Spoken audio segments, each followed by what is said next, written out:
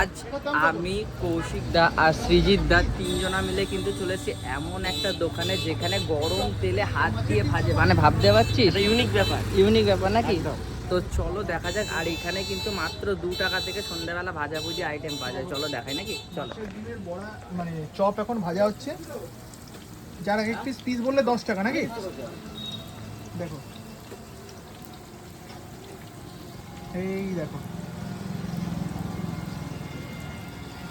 দাদা, আরেকবার রিকোয়েস্ট। ওই দেখো, দেখতে পাচ্ছ? দেখো এটাই হচ্ছে দাদার কেরামতি। এইটা দেখার জন্য কিন্তু লোকে ভিড় জমাচ্ছে। আর এখানে কিন্তু 2 টাকার ফুলুরি পাওয়া যাচ্ছে। 2 টাকা, 2 টাকার ফুলুরিও কিন্তু তোমরা পেয়ে যাবে। তবে এখানকার মেন আকর্ষণ হচ্ছে মোগলাই বলো, মাছের ডিমের মানে চপ বলো কিংবা বড়া বলো, যেটাই বলো না কেন, এই মাছের ডিমের চপ, তারপরে তোমার এইদিকে 15 টাকায় মাটন কাটলে, 30 টাকায় ফিশ ফ্রাই, এগুলো কিন্তু ট্রাই করে দেখতে পারো। আশা করি নিরাশ হবে না। ভিডিওটা ভালো লাগলে একটা লাইক